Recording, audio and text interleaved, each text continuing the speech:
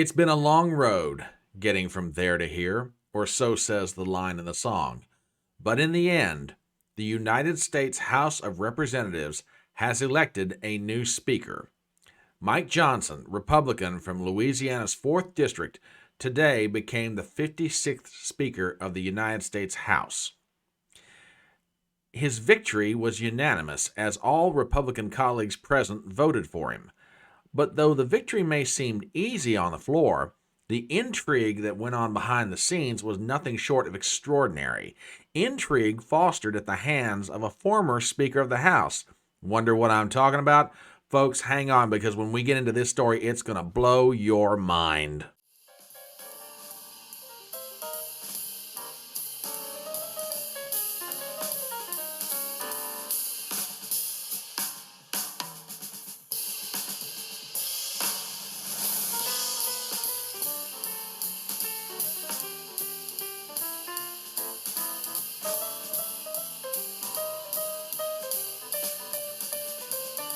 My name is Brian Trippett. I am your front porch conservative. Step on up to my electronic front porch and let's talk.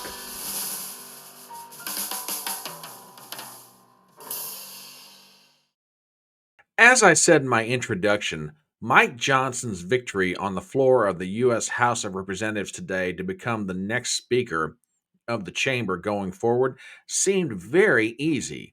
Every Republican present, 220, voted for Mike Johnson. However, there is extraordinary, and I do mean extraordinary, intrigue going on behind the scenes. Deal making, swapping of ideas, swapping of votes, swapping of offers. You wouldn't believe it all. Now, the reason that I even know about all this is I came across an interview today that Congressman Matt Gaetz, Republican from Florida's 1st Congressional District, gave to Steve Bannon on his show called War Room on Real America's Voice Network.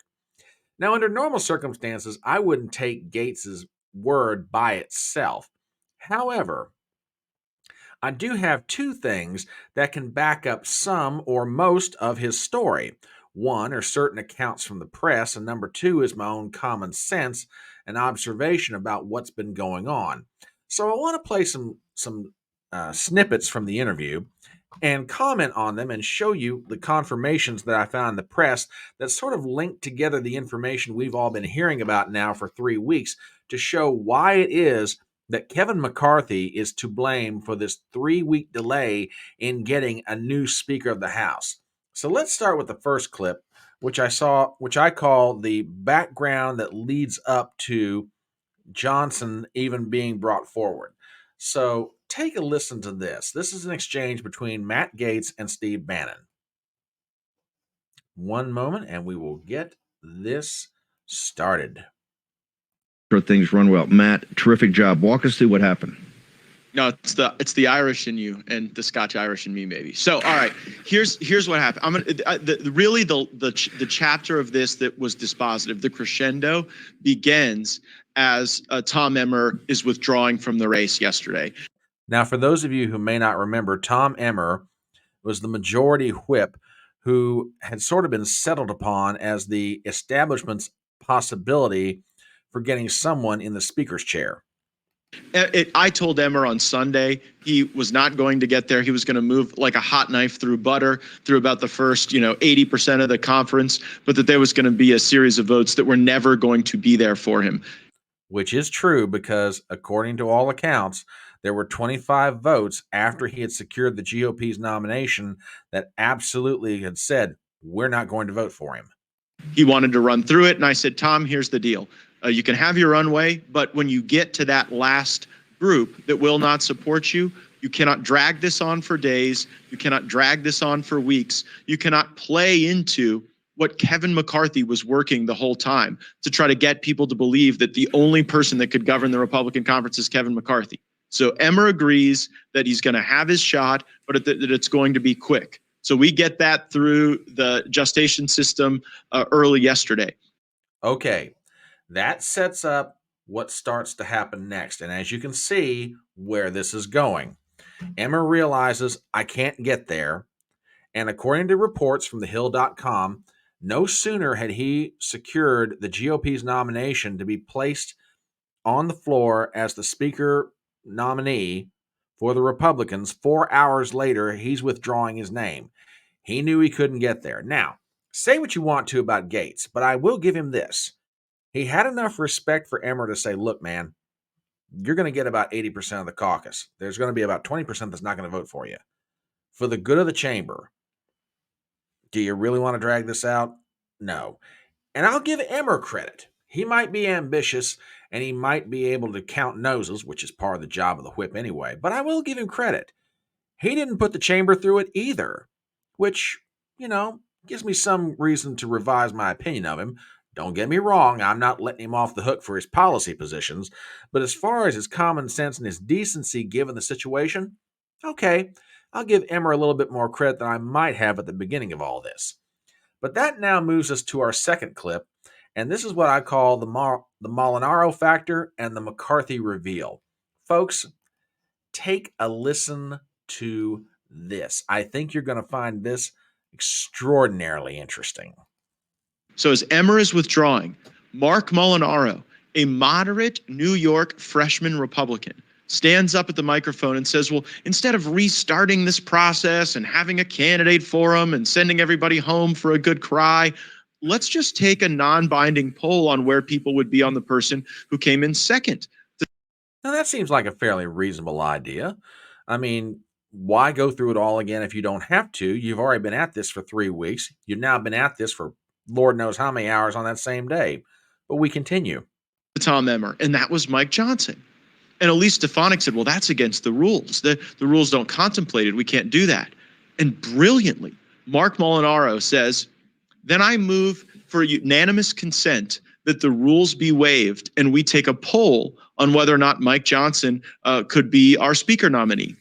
And guess who objects to that unanimous consent request? Wait for it, folks. When this name gets revealed, you're not going to be surprised. But on the other hand, it will shock you how far this person was willing to go to get what they still wanted. Kevin McCarthy. Who was that? Kevin McCarthy stands up and erupts and says, I object to doing a roll call on Mike Johnson. And Mike Johnson was exasperated. Okay, I'm going to stop that right there because I want to show you guys something. I said that I had two things that could possibly back up Gates' story. One is my common sense, and the other is confirmation items that I'd found in the press. Remember the other day, this article from NBC News? It was kind of a scrolling tab of things that were going on related to what was happening with the speakers fight. This was posted yesterday at about 7 o'clock in the evening. McCarthy floats partnership with Jordan as assistant speaker. It's not the headline I want you to pay attention to. It's a little bit further into this. Listen to this. 2 GOP lawmakers describe McCarthy as having melted down in conference meetings today because they said he's losing his ability to handpick a new speaker. He had 2, quote, outbursts behind closed doors today, the sources say. They were objections to his quickly moving to a nominating vote for Mike Johnson, the runner-up to Emmer. The lawmaker said, this isn't how you elect a speaker, McCarthy said in the room, a lawmaker stated. Okay, here's my question. What if one of these outbursts was the objection to moving forward with Mike Johnson and seeing if we could just get a vote and take this thing to the floor, maybe even, but we'll get to that momentarily. See, you might not be willing to believe Gates because you might be like a lot of people, myself included, and say, oh, well, this just is one person's version of it. But there's little nuggets that you find in the press, little things you find in stories that have been going over the past 3 weeks.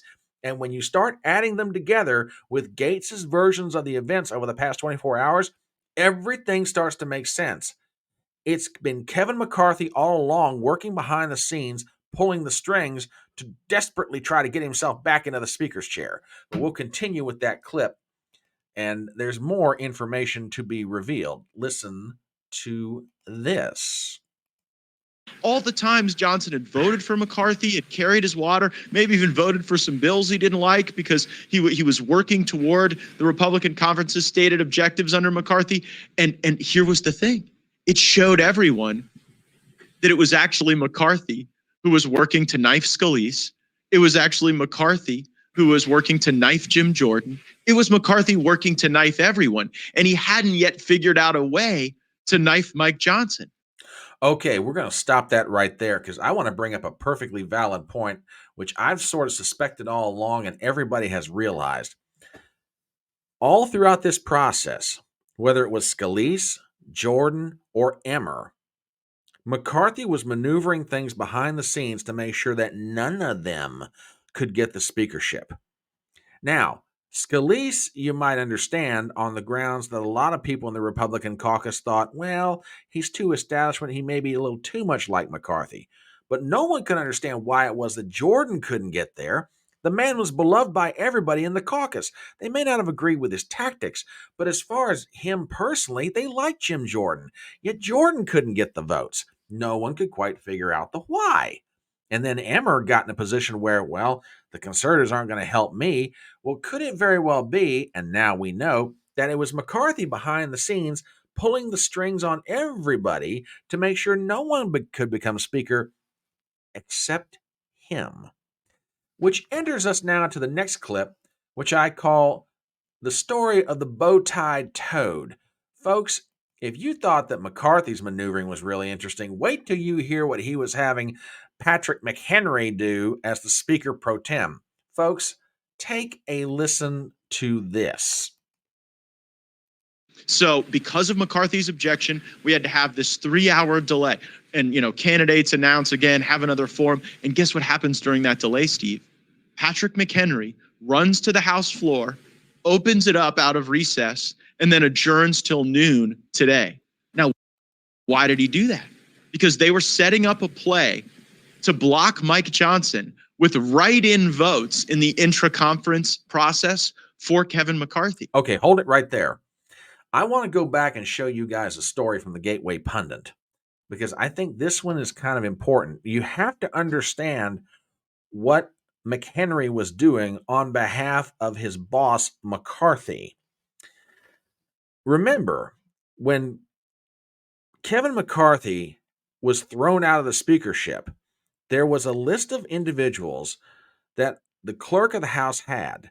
This list consisted of a line of succession. At the top of that was Patrick McHenry. McHenry has been serving the role until today of Speaker pro tem, which means he can gavel the House in, he can gavel the House out. Here's the article from the Gateway Pundit, and this goes back to the nomination of Jim Jordan. Take a look at this headline.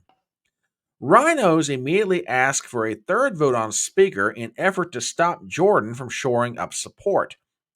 GOP reps who voted against Jim Jordan on the second ballot asked for a vote immediately in an effort to stop Jordan from talking to members and ask for their support. Now, the situation that we're talking about is a little bit of the reverse.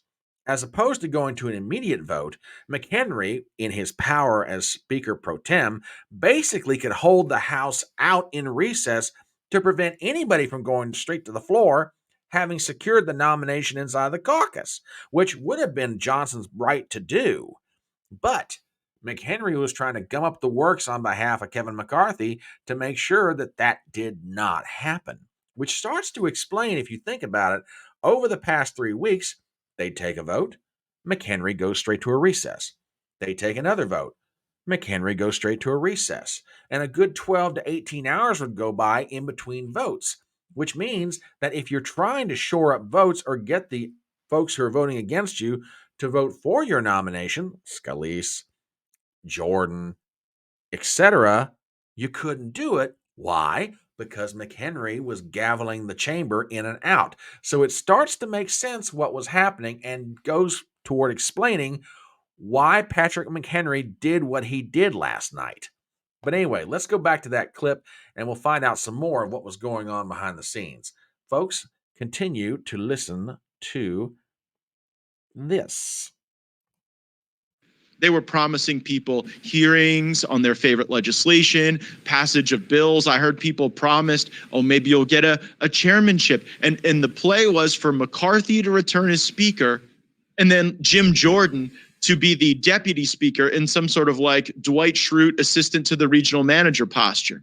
And that would have been debasing to Jordan, someone I like a great deal, and it would have been empowering to McCarthy. So Garrett Graves and all these people are working to try to effectuate this return of McCarthy. And they're telling us they're going to be 100 votes for McCarthy on the write-in. You know how many there were? 33. Okay, I want to stop right there for a second because this gets to be very interesting. Let me show you a little bit more about what he's talking about. Okay, this is from Benny Johnson's Twitter page. This was after the second internal vote last night. Johnson gets 97, Donalds gets 31, Mark Green gets 21, Roger Williams of Texas 20. But look at this number of other. Keep in mind, this is a secret ballot. No one can see what anyone else is doing. Okay, so that other are the McCarthy votes. That's exactly what they were up to. But to the credit of Mike Johnson, he had a counterplan. So, folks, get ready and take a listen to this to show you just how smart a player that Mike Johnson could be. He came up with a brilliant countermove. Right in. So they flame out terribly. Mike Johnson's gaining momentum. Ultimately, McCarthy gets 43 to vote for him on a secret ballot, but Mike Johnson gets a majority. And then he says, you know what I want? I want a roll call vote, so that those 43 would have to announce themselves as being for a candidate who wasn't even running instead of a unifying force like Mike Johnson. Now, that's absolutely brilliant. Because up to now, McCarthy could do what he was able to do because everything was done in secret. These caucus votes were by individual. They weren't roll call. They weren't names up on a board. They weren't electronic. No, you're just writing it down on a piece of paper. You submit it. Now, maybe or maybe not your name is attached to it. I'm not quite sure. But my point is this. No one really knows exactly who's voting for who. But if you force the 43 others to actually have to declare, then they can't hide anymore. And that's the brilliance of what Mike Johnson did. But we continue. And when we called for the roll call, do you know how many people voted for Kevin McCarthy? 0. He went from zero. So he went from promising 100 votes to delivering 43 to 0 willing to vote for him. And everyone in the room knew at that moment that I wasn't the force for chaos. I wasn't causing disunity. That for the last 3 weeks, the reason the House of Representatives has been paralyzed is because for his own selfish gain, Kevin McCarthy was sabotaging the candidacy of anyone else because he was plotting a return. And we Okay, I want to stop that right there and talk about this for a second because you know what? Say what you want to about Matt Gaetz, and God knows everybody has over the past 3 weeks. But I will give him this. His point is valid. Everybody's been blaming him and the other 7 Republicans who helped get Kevin McCarthy bounced out of the Speaker's chair. Everybody's been blaming Gaetz for the chaos. Everybody's been blaming the Freedom Caucus for the fact that no one could be elected Speaker. But what the majority of the Republicans in the caucus didn't realize was it was McCarthy all along. It's like that great scene from the movie The Godfather. Titalia's a pimp. He never could have outfought Santino. But I didn't realize until now it's Bazzini all along. Well, that's exactly what's going on here. Nobody realized until what happened in that caucus last night that it was McCarthy all along. It was McCarthy maneuvering everything behind the scenes to get himself returned to power. And to go back to that NBC article, let me show you something. What Gaetz mentioned about the idea of McCarthy coming back as speaker and Jim Jordan being the assistant speaker, take a look at this. That is exactly what NBC News had picked up on.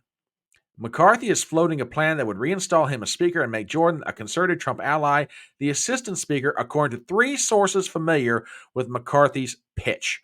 Asked why the idea, which lacks key details, like how it would be enacted and whether it could even gain enough traction to happen, was being floated, a GOP lawmaker replied, quote, "We're desperate." Notice what was happening. McCarthy kept everything bogged down. McCarthy made sure nobody was winning the speakership. Why? Because he wanted to create a situation of palpable desperation on the part of the Republican caucus to make them so scared that they realize, oh my God, we made a horrible mistake. We've got to get Kevin back in the speakership. What do we got to do? We got to vote him in. And that's exactly what McCarthy was angling for. Brilliant on his part, actually. It's perfectly Machiavellian. I'll tip my hat to him for that one. But talk about dirty. Oh my gosh. I want to play 2 more clips. The next one I'll call What This Fight Was All About. And I think Matt Gaetz sums this up brilliantly. It's going to run about a minute, and I'll try and break it up if I think I need to. But folks, take a listen to this. I want to go back to the Spectre. We've called the Spectre McCarthy has loomed over this entire thing. The media, the mainstream media refused. They kept saying we were the causes of chaos. This is because the lobbyists, the corporatists, the oligarchs on Wall Street, big tech, have control of him and this apparatus. They've had it now for over a decade, right? And they don't want to give it up. That was at the end of the day, that's what the fight was about. Right. When they are in control, the American people get chaos. We get chaos with no budgets, with rising debts, with an administrative bureaucratic state that has seemingly no check, with all of these performative resolutions and investigations that don't result in meaningful change for our people. That's chaos. I have tried to bring order out of that chaos.